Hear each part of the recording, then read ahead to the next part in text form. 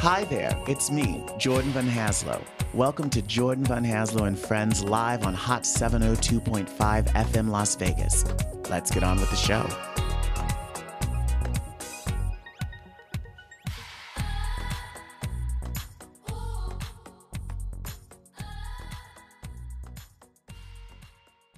Hello, everybody, and welcome to another episode of Showtime with Jordan Van Haslo and Friends, right here on Hot 702.5 FM Las Vegas. Today, we're meeting a brand new friend, so talented. He graduated with a BFA in animation from the University of Arts, and he's worked on television shows, commercials, and web spots with various studios. His projects include Sony's Spider-Ham, Adult Swim's Ballmasters 9009, and Amazon Prime's Nico and the Sword of Light. And he also runs his own YouTube channel with over 100 million views and over 200,000 subscribers.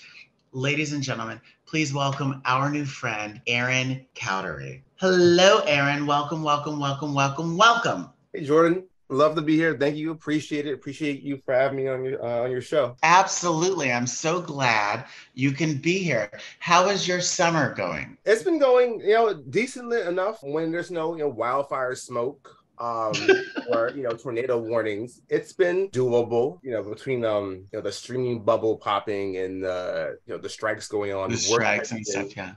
Yeah, it's been a little dodgy, but it's I've been managing. If work's not happening, I'm just doing my house husband thing. I make cartoons. I'll hang up a ceiling fan. Same difference. I'm so jealous. I was a house husband for so long, and can I tell you, those are some of the happiest years of my life. But now I have to do this radio show every week to make sure I have a roof over my head. So having to earn our keep, what a scam. Indeed. Have you gone away or have you done anything exciting? Like, have you gone on a summer vacation? Not yet. We do want to go to Cape Cod before it gets too cold. I did go to Los Angeles back in April. My wife had a work thing over there, and it was an opportunity for me to tag along. But it was the first time flying with a toddler, and I was just by myself because I was coming to meet my wife who was already there, and that was an experience, but it was worth it because I have a lot of friends out in LA. I got to eat some LA food, and it was pretty cold on the East Coast at the time, so kind of getting to enjoy more temperate weather was nice. So that's been the extent of my vacationing, but I am looking forward to Cape Cod come September, I think. Yeah. Oh, Cape Cod is one of our most favorite places on the planet. What town do you guys go to? So it varies. I think we would stay often near Hyannis, but a friend of mine lives in Chatham. Okay. And I visit her and her mom, I guess, in Chatham. And it's always super quaint, relatively quiet, great food. I love to visit Martha's Vineyard when we can, because that's in itself is just, I think it's the way it's situated against the sound. The water doesn't get as cold as the rest of, I guess, the state. And between that and the sweets and the eating, it's half beach, half eating. And have the taffy and the seafood and all of that wonderful stuff. Lobster roll. Yeah. What was it like flying with a toddler to Los Angeles? Once upon a time, I used to commute from New York to Los Angeles every week, and I'll never forget this one time. I was on my way back to New York on a red eye. So it was the middle of the night, and I felt so bad for this woman because she was flying with a baby. So it wasn't a toddler, they can't talk. And it was in the middle of the night, everyone's asleep. And this baby wouldn't stop crying because we were going through turbulence. Oh. And you could see the look of it on her face of oh my goodness. And she couldn't get up and go to the bathroom because it was turbulence. We all had to be strapped in. What's it like flying with a toddler?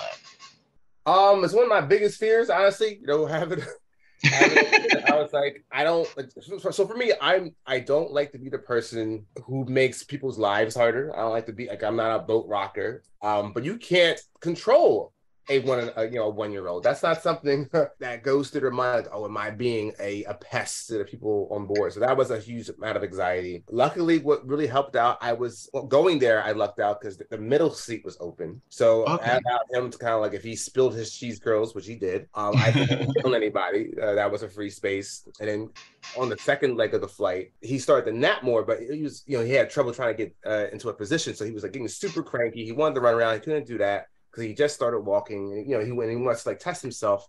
So having to like hold him down while he kind of like screams, and he's like the only baby on the plane. I'm like, oh God, everybody's probably pissed at me. But luckily, I was with other parents or like older parents who've gone through that. So if he dropped a bottle or if he kicked his bag over, they would like kindly grab it for me or like offer me to like lift the armchair up or the part of the seat. Tray. Yeah, and it was just cool knowing that okay, I'm not in this alone. Like I lucked out that there's people around me who like pretty much get it. Yeah. And that kind of put my anxieties at ease for a little bit. Cause I'm sure I could have had the reverse luck and had somebody who has no sympathy.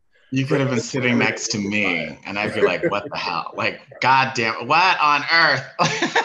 I was like, I could have ran into the wrong person on the wrong day and just ruined their night. So it worked out. What's that like? I want to go into your career, but I'm so fascinated by this because I haven't spoken to a lot of people like with children, or we haven't spoken about children.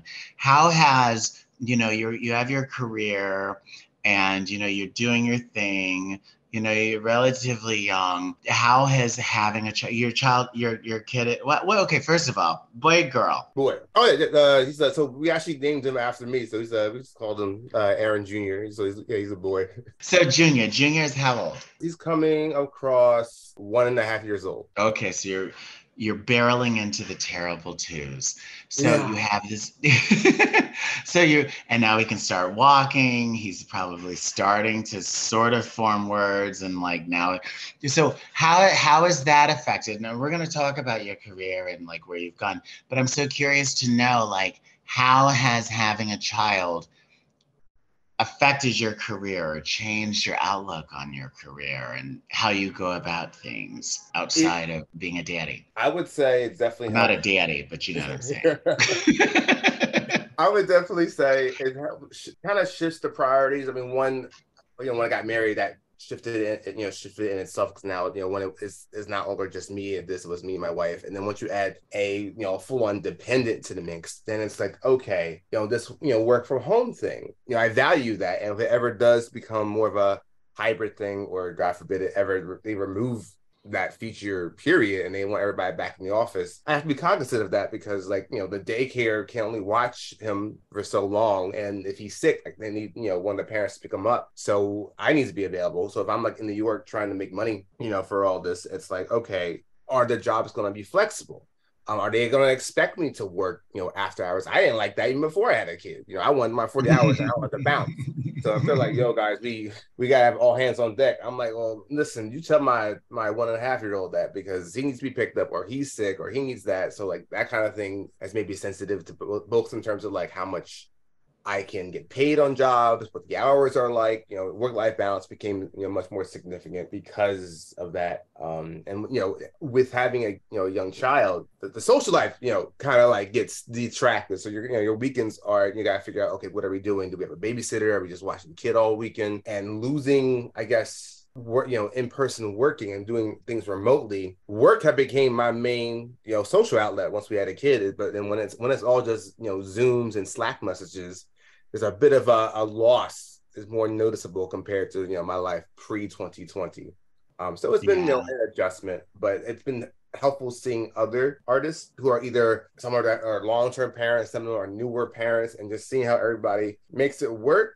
That kind of validates me to be like, okay, well, if they can do that, I should be able to do that. I'm dope enough if I can get myself up to speed. So that's been a mental boon for me.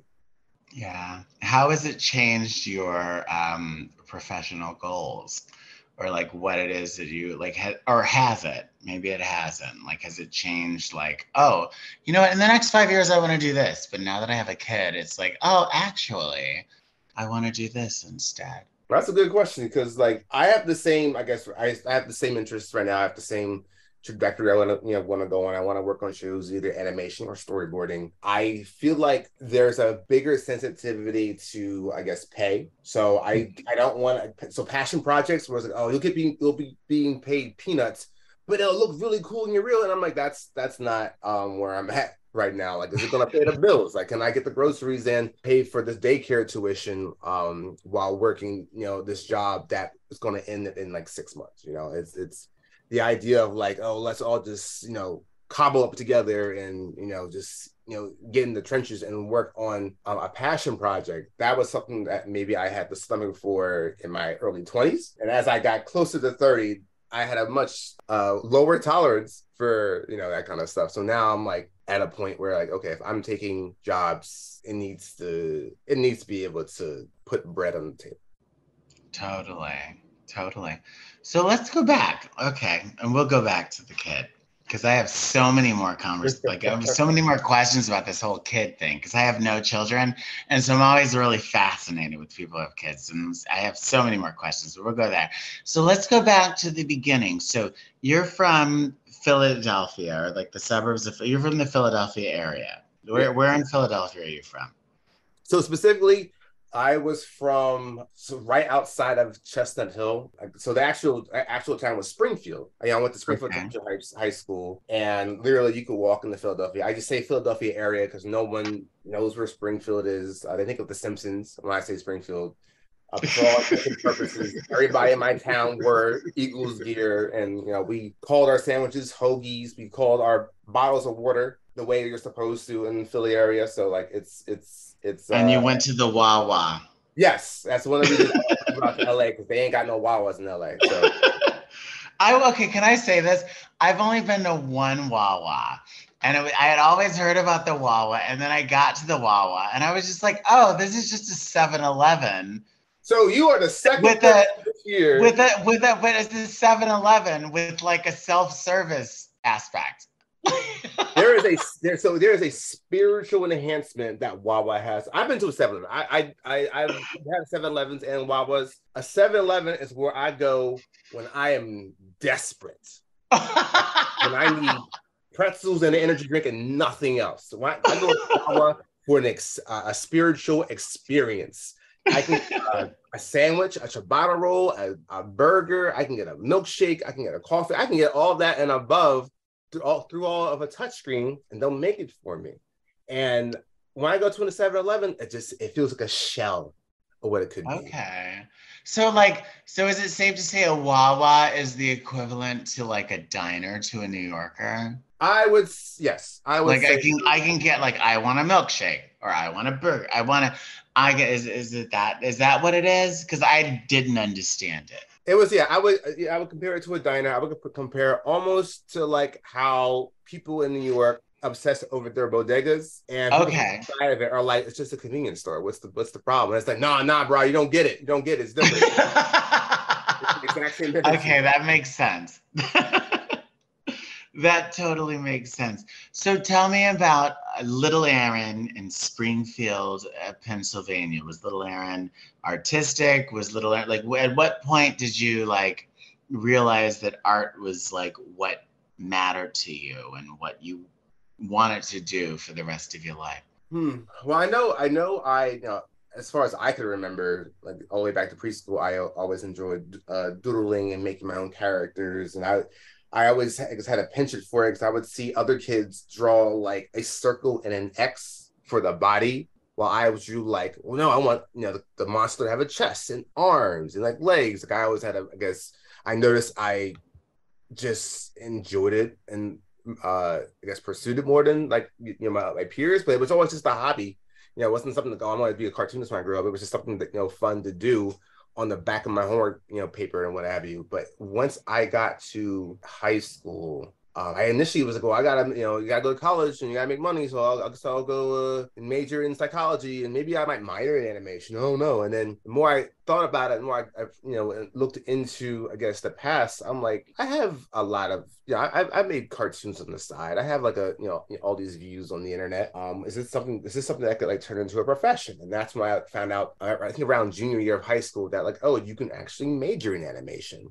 My art teacher were like, yeah, man, if you want to do art, like, go to an actual art school. Don't try to like, squeeze in animation as a like a minor or something. Or just, yeah, like exactly. Like go like lean into it, and that's when I landed on the University of the Arts because it was local. I didn't have to pay room and board, like out of state tuition, like yeah, a room. I already say room and board because you lived there, so you commute.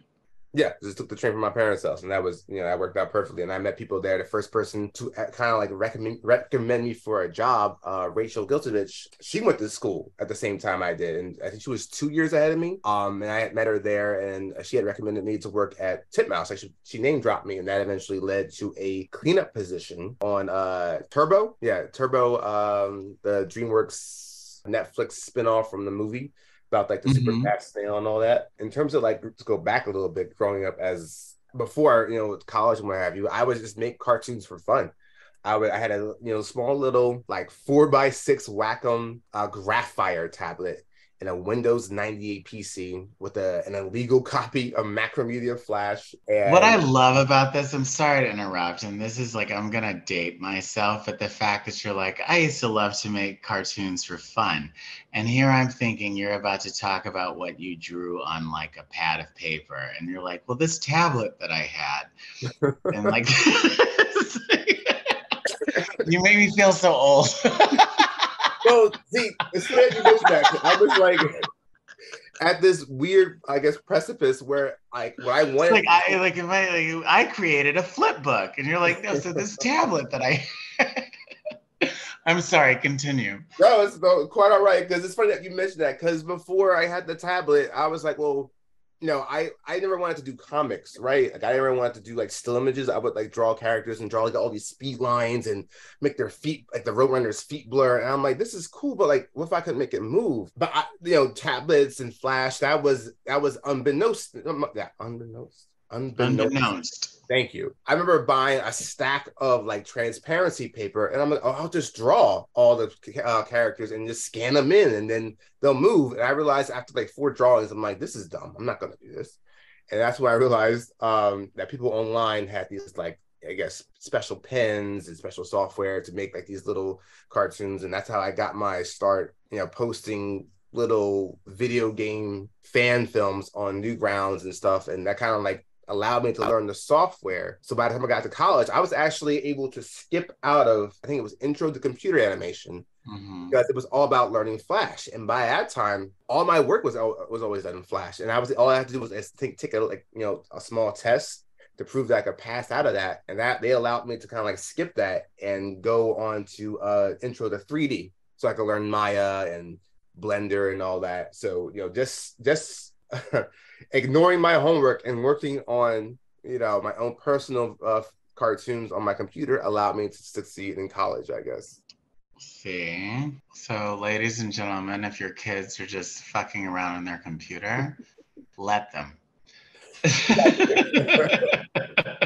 So you graduate and you get your degree in animation. So what happens next? To make ends meet, I was working at an Apple store. It was cool because I was able to use that discount to buy myself a new desktop. I bought myself my first ever Cintiq, the one where you actually draw. How big is the Apple discount? I've always wondered. At the time, I don't know what it is now, but at the time it was like 25%. That's so ridiculous. It should be like 50%. That's, after these strikes are over, I'm going to strike Apple. I think that the employees need a better discount. But I digress. Continue. Well, that was, I guess, a way for, it was easier for me to give your money back. I used to work for Disney. And it's so funny because at Disney, right, you got free entry into all the parks. And it was so funny because everyone who works for Disney, where do they spend their vacations? At the Disney parks. and they bring their family and they bring their friends and they go in for free and then they give all their money back to Disney. Anyways, continue. I'm sorry. Now I'm just being old and bitter. And I'm only being old and bitter because I didn't have a tablet when I was in college trying to learn how to do art. Go ahead. No, hey, workplace salt never goes away. Always in your pocket. It's what keeps us strong.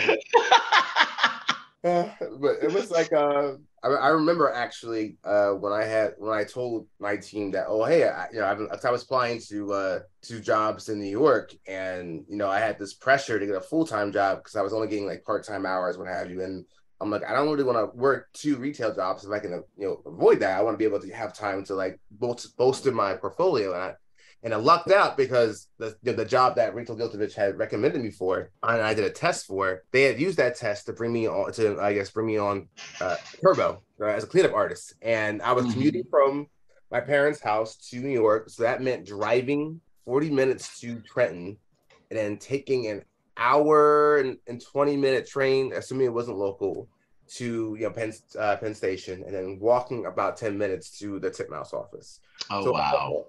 Yeah, I would get home at like 11 o'clock every night because we would get out of work at 7, and that's if the train wasn't held off. So that was rough, and because that was rough, I eventually got saved up enough to move to Forest Hills, Queens. Living in New York, I loved Forest Hills. There's everything in Forest Hills. There's like every restaurant, and you're not too far from the mall. And it's pretty, especially if you're like in Forest Hills Gardens. It's all pretty over there. Yes, yep. I specifically was near Kew Gardens, and I actually get off at the Kew Gardens stop, and the subway was right at the corner. So I had like and then the apartment was a 2-bedroom that was recently renovated, but it was affordable, especially at the rate that I was working at. And it was a really I was really lucky to have a decent setup going into New York, because I know not everybody, I hear all kinds of roommate horror stories or apartment or landlord horror stories, and I luckily didn't have any of that for my first apartment. And eventually, when my wife and I got engaged and went to live together, we decided to live in Jersey because we wanted more space and more amenities. Where was your wife from? Was she from Jersey? So she was also she grew up in Springfield as well. We actually went to school together, and we started dating right after we went to prom with each other. It's like Archie and Veronica or Archie and Betty, depending on whose story you like better. Yeah, it really was like a straight from, because she was my first girlfriend. Like I never dated anyone before her, so it was really just like, Did you date anyone after her? No, luckily I am still there's no other women in my life. We're still kicking it. So it's like literally from the time that you guys were like in high school, like there's never been anybody else? For me, I think she might have had like an ex or two, but for me, I was a late bloomer. So it was my first relationship, and it worked out. Now we have a house and a kid and all that. So. Okay, so clearly we're going to have to do a whole other episode just to talk about that. But back to your story. Just like I'm just teasing you. I know New Yorkers have a way about Jersey versus New York City or what have you. But for us, I was able to get for the same more or less the same amount of money that I was paying in New York. I was able to get more space. I was able to get a dishwasher. Thank God. I refuse to ever live without dishwashing or in-unit laundry. I became bougie immediately upon moving to New York. I had to take the bus into the city. That's all. And then from there, I just worked different jobs at Titmouse, at Augenblick, at CBS, at Bleacher Report, at Cartoona. Yeah, that just allowed me to kind of like build my portfolio, build my experience, build my networking and friendships and what have you. I've been trying to get more so into storyboarding. And not just animation, just to stay as marketable as possible, because a lot of stuff gets animated overseas, or Canada gets it instead of the States. And I've been noticing. Don't you get pissed off with Canada? Because I always think about this. Like everyone talks about is Mexico, But it's like the Canadians, all these damn Canadians come down and take our Hollywood job. And it's like, what the hell? Build a wall. It's the across the goddamn Niagara Falls. Build a wall. Build a wall. Ever since I've been to Niagara Falls, I've been side-eyeing that entire country. They've been getting too many breaks from us, and now it's we're reaping what we've sowed. So talk to me. What was your first job in the industry? Like the first job. What was the first job that you came and you did? The very first one, period, was as a cleanup artist at Titmouse, working on, I guess, the Turbo show on Netflix, and I did that for about a year.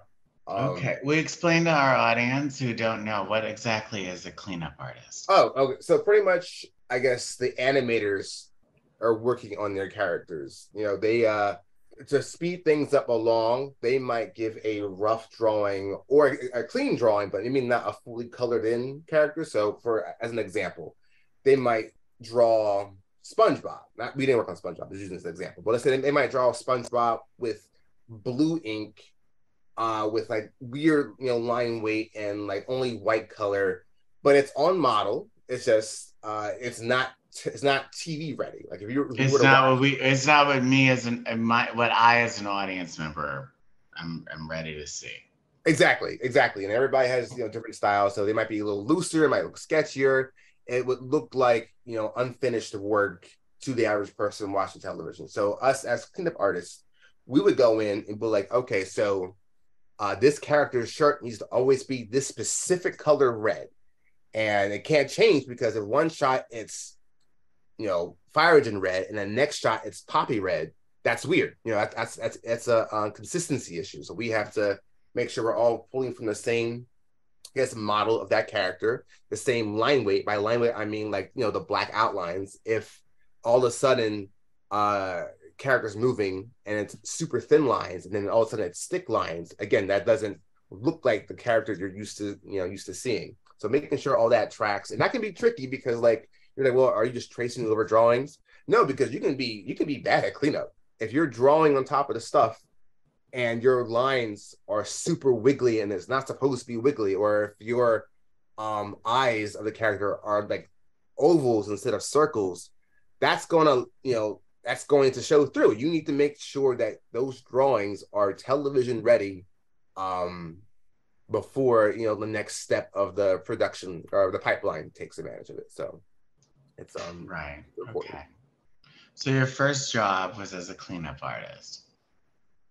Yeah, and then it would call it cleanup artist / assistant animator, depending on where you worked at. And then I did clean up at Titmouse and Augenblick. At Augenblick, it was a show called Golden the Insatiable.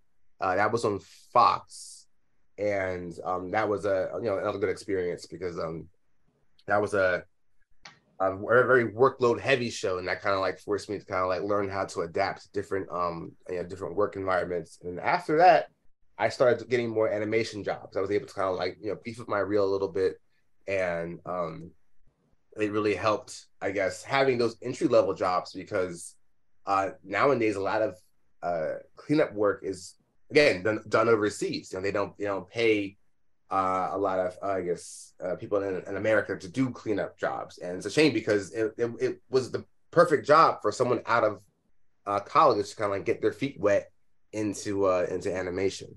So it really helped me move forward with my career. That makes me think, and I'm sorry just to take a sidebar, because that makes me think of a lot of like what's going on with the strikes now, with like the writers' rooms, right? It's like one of the huge things that people talk about as far as writers are concerned. Now that we're back, like now that we're into streaming, like it's not like the old days where where everything was network and there were 26 episodes each season. So you start in a writer's room and you get to spend an entire year in the writer's room. And the next season you need to, you can move up.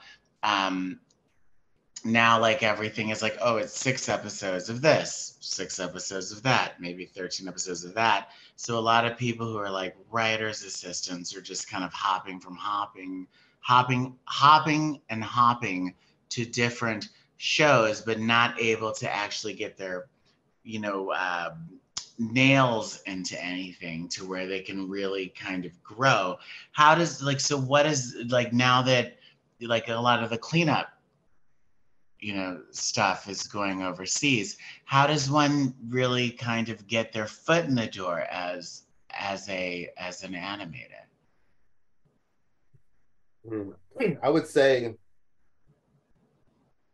once we started seeing cleanup going away, when I started seeing people more so come aboard as animators, there were still internship jobs, so they might have not been animating per se, but they might have did it was called a layout, where it was like, okay, the animators need these scenes, and they need like the models of the characters placed in these scenes so they know how big they're supposed to be, and or how what characters are in this scene, pretty much helping set up the file, and depending on like there's a job position for that called layout artist, but sometimes they would give interns, I guess, smaller files like that just to kind of like get a feel for how the pipeline works. Um, excuse me. I also know they would have sometimes, I guess, less experienced artists do what's called retake animation, where Mm-hmm. the animation is already complete, but maybe there was a note called or there was an error with the animation or an error with the cleanup, and the retaker goes in and has I guess a way to tweak it or change it. And it's tricky because a retake animation is not a level below animator. It's just a different step. Like this, the same people who animate have the skills to do retake animation, because sometimes you need to redo an entire scene. But if you're just starting out, you might be someone who might get, I guess, simpler shots, or simpler revisions based off your experience, based off your portfolio. And I guess a lot of people with I guess the internet, if they're not working directly for the industry, I've seen people either make their own personal stuff on their portfolio to show that they can do X, Y, and Z, or if there's so many, I guess, content creators working on Twitch, on YouTube, and what have you, that need like emotes animated or little, like, I guess, banners animated for their channels. That I've seen that be a way to have like, hey, I'm just starting out, I need examples that like people pay me to do stuff, so finding avenues like that aren't necessarily directly with the studio is a way to show like, hey, I'm capable of meeting deadlines, I'm capable of working with client needs, stuff like that. Right. Okay, that makes sense. All right, back to your story. So you're doing your thing. Keep going. So, I guess, yeah, just general animation. I know one of my favorite shows I worked on was Nico and the Sword of Light, because that was a very it was it was a demanding show because it had like a lot of subtle facial acting, but it also had like really cool action sequences. And Hmm. what got me into animation was action. Like I grew up making Sonic the Hedgehog and Dragon Ball Z fan films of like giant energy beams and mountains exploding and power up auras. Like that was always something I wanted to get paid to do. And getting Hmm. to work on shows like that, shows like Ball Masters, shows like uh, Magical Girl, Friendship Squad, which is also very super action heavy. That was, really my bread and butter coming into animation. Um, and I got to do a few stints with that. And that was like, and I'm like, oh, wow, if 12-year-old me could see that I'm getting paid to work on animated stuff, like specifically Magical Girl Friendship Squad, I was approached specifically for my action, I guess, interests. And they handed me a lot of the main action sequences. In fact, I did the rough animation of the main Magical Girl transformation sequence on that show. I remember Oh. the person who storyboarded that, Kay Downs.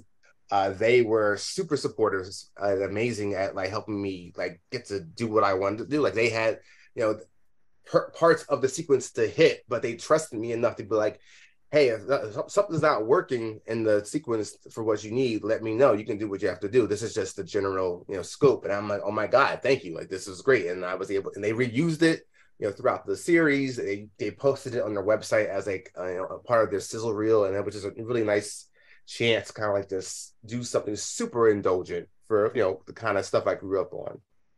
Yeah. So that was great. And then that's so exciting. So when you like were thinking like, oh my goodness, I want to do this for a living. I want to do this. I want to grow up and do this. Like, what were some of the things that you loved to watch as a kid? I know as I guess younger, I always loved, Doug, Rugrats, Tiny Toons. I didn't grow up with Cartoon Okay, so Network. Rugrats was my shit. I Yes. think that Angelica is one of the greatest characters in the history of television. I'm just saying, Angelica, I love Angelica. That's some chaotic energy. Angelica is my spirit animal. So you were a Nickelodeon kid. You weren't a Yes. Disney kid.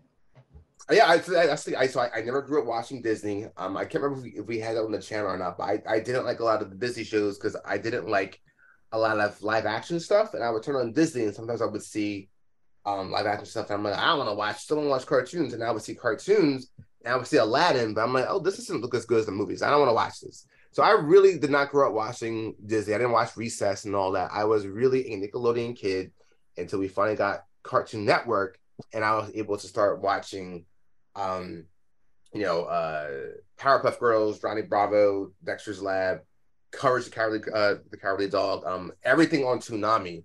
Because I was watching anime before, I guess, Cartoon Network and what have you, but it was limited at the time to Pokemon because it came on WB and Sailor Moon. And I specifically remember watching Sailor Moon like at 6:30 a.m. because it always came after this evangelical spirit talker on UPN.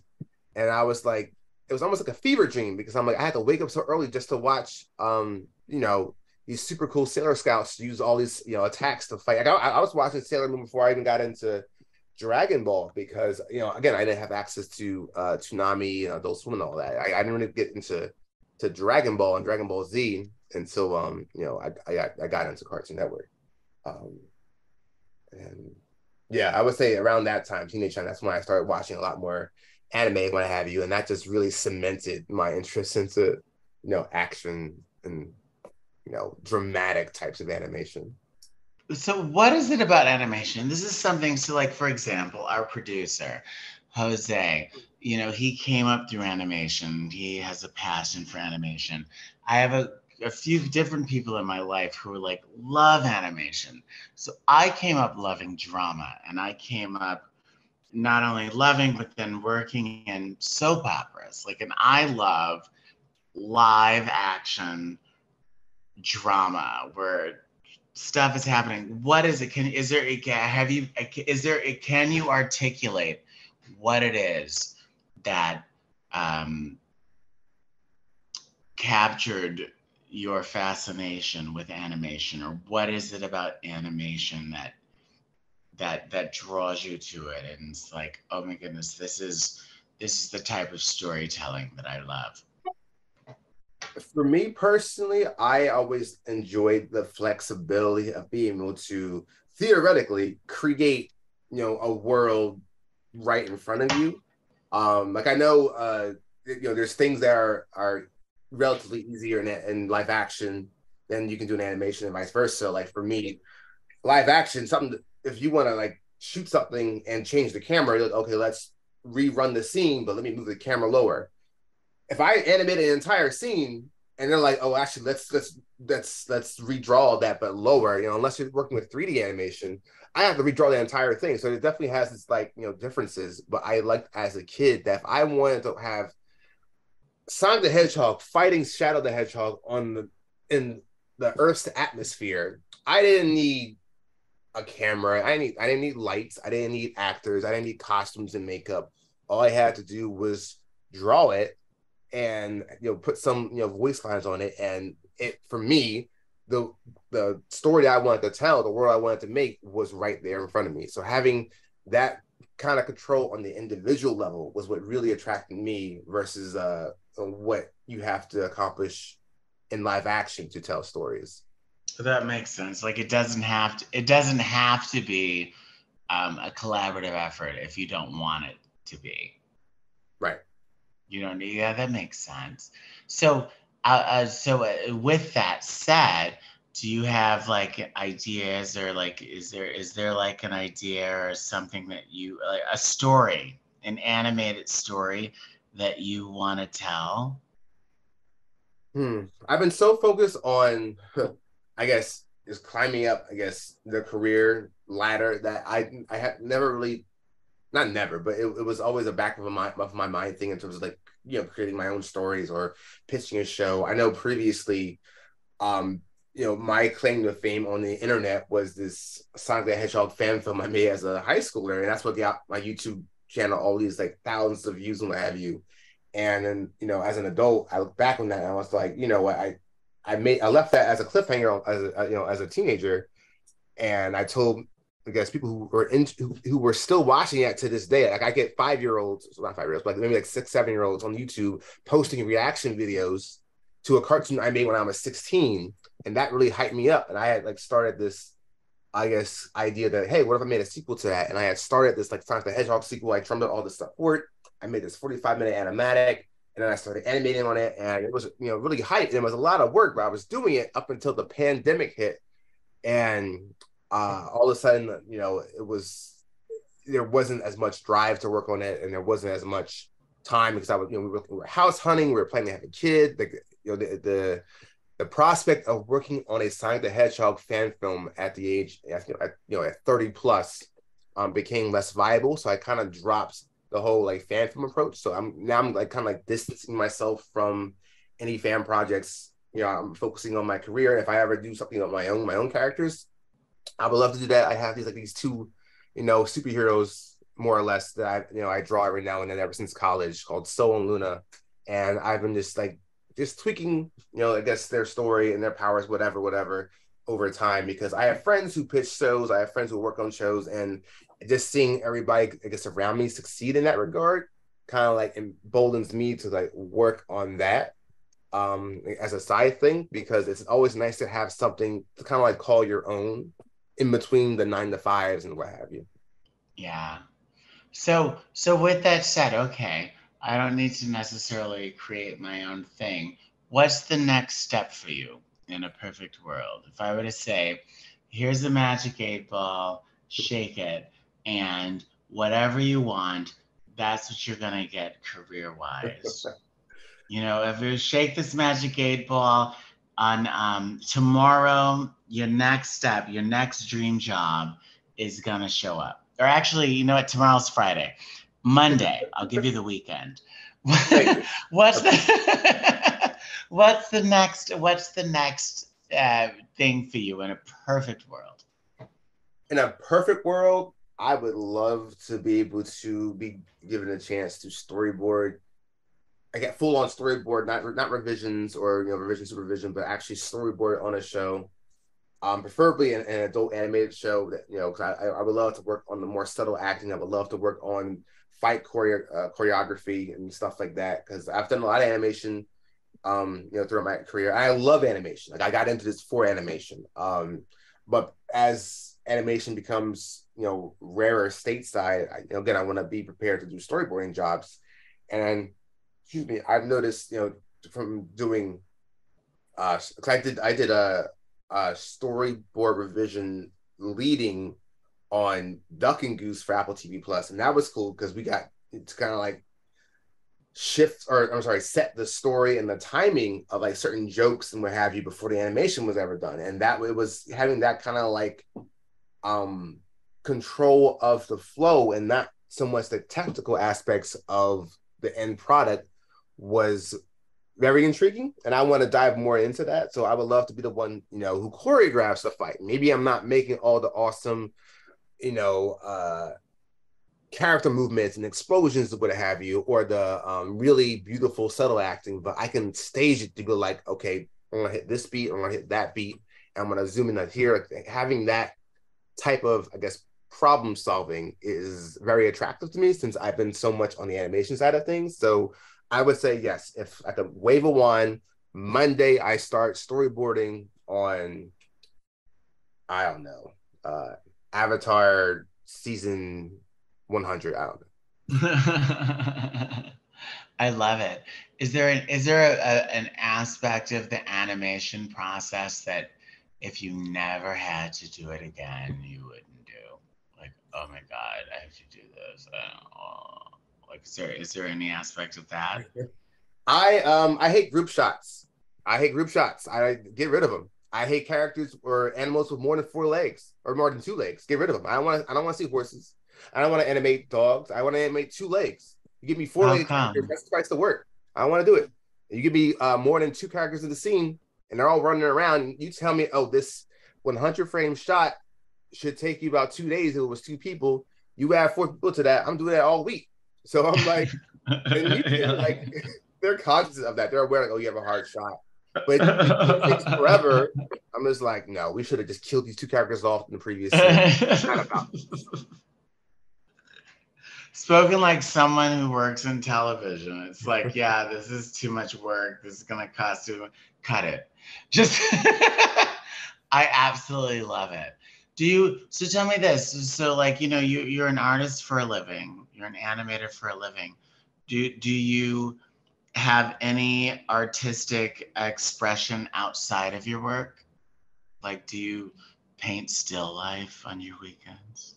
Or like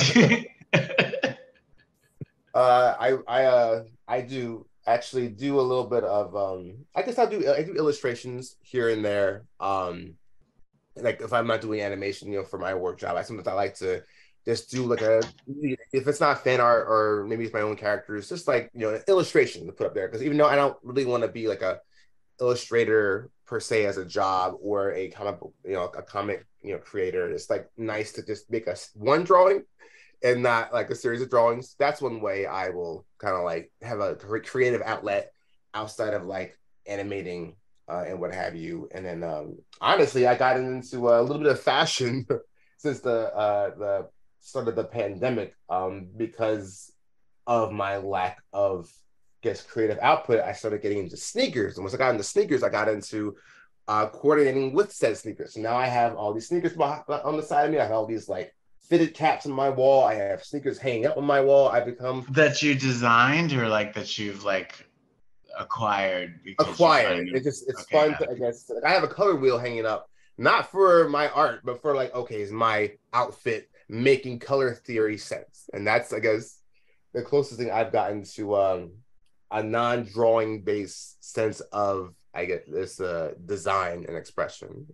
Got it. How about other arts? Like, are you into any other arts, performing arts, music, theater? I do enjoy photography. Like I don't have anything. I'm super hobbyist. I used to have an SLR.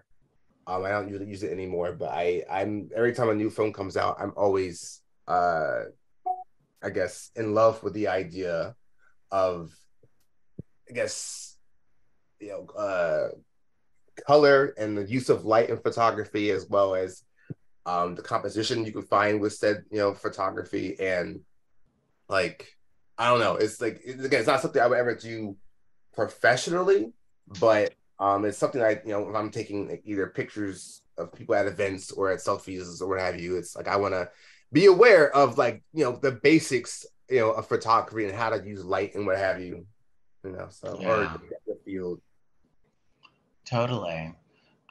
So okay, so here's a question for you. Especially in this time where like everyone's on strike, and have you ever thought about like if you couldn't animate anymore, what would you do for a living?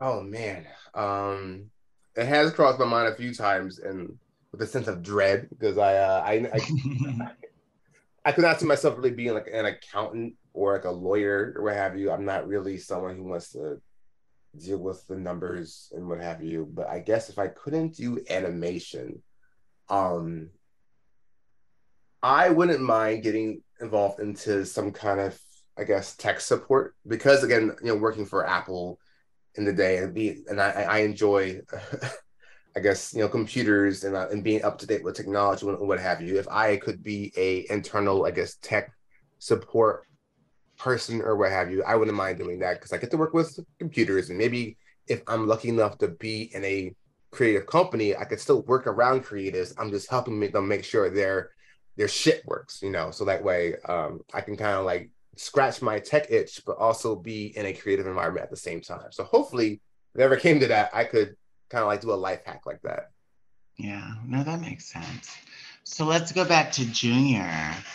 Have you thought about like, because I imagine, again, I don't have kids, but I imagine like when you have a kid and you have a baby, you start dreaming about and thinking about like what they could become. Like, would you love it if your kid was like, I want to be an artist, I want to go into show business, I want to do all of that? Or are you like, this kid is going to become a surgeon? Like, have you thought of, have you thought about that at all? And like, what would you love? And what, like in your fantasies, you and your wife, in your fantasies, like, what does your kid become? I guess it's funny. Like, don't need him to follow in my footsteps. If he's non-creative, that's totally fine. If he is, that's great. I just want him to do something, I guess, that he's happy with and have whatever he does it with ambition.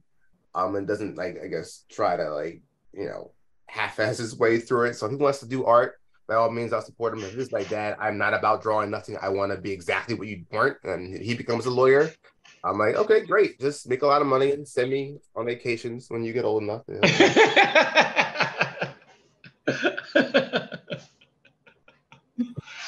I absolutely love it. So what's next for you? Do you have anything next on the horizon that we don't know about that we should know about? Nothing concrete quite yet. Like I don't want to say, okay, I'm gonna start at this job and there's like no job actually lined up and I don't even know what the show would be. But chances are, to pay these bills, I'll probably be going back into animation. I've been using this time off to kind of like, get stuff done, run around or get stuff done around the house because having a kid is really hard to, or very easy to kind of forget the daily to-dos and like, the stuff, the upkeep that the house needs, what have you. So going back into animation specifically is probably going to be in the near future for my personal needs. And that's fine with me. Like in this, the current climate of the industry, I just be happy to be working. I'm hoping 2024 is a lot easier for everybody involved. Because we could use a break. We could use some consistent W's because it's tricky out here. But I'm looking forward to the near future. Absolutely. Indeed. Well, thank you so much for joining us this week. It's been so wonderful. Please tell our audience where they can find you and your YouTube page or wherever else you want us to find you. Yeah, absolutely. So I'm active both on Instagram and Twitter/X, I guess it is now, according to Mr. Musk. Both the tags. I thought it was X. It is X now. I'm still calling it Twitter out of rebellion, but X according to Mr. Elon. So you can find me on that or Instagram under the, I guess, handle Chakra X Cartoons, all one word, no underscores, no spaces, just all one word. And then my YouTube, don't post as much anymore since I'm kind of like falling out of the Sonic fan film favor. But if you ever want to see my stuff regarding Sonic or my older cartoons, what have you, you can see my stuff at on my YouTube/Chakra-X. That's usually my username on most I guess websites is Chakra-X if it's not taken. But yeah, most of my art and stuff I post and my video game opinions and what have you will be found on Twitter and Instagram. Awesome. Well, thank you so much. It was such a pleasure to finally get acquainted with you. You are so wonderful and interesting. And I can't wait to see what you have coming up next. And thank you all out there in Radioland for joining us right here on Hot 702.5 FM. And we'll talk to you soon. Bye-bye.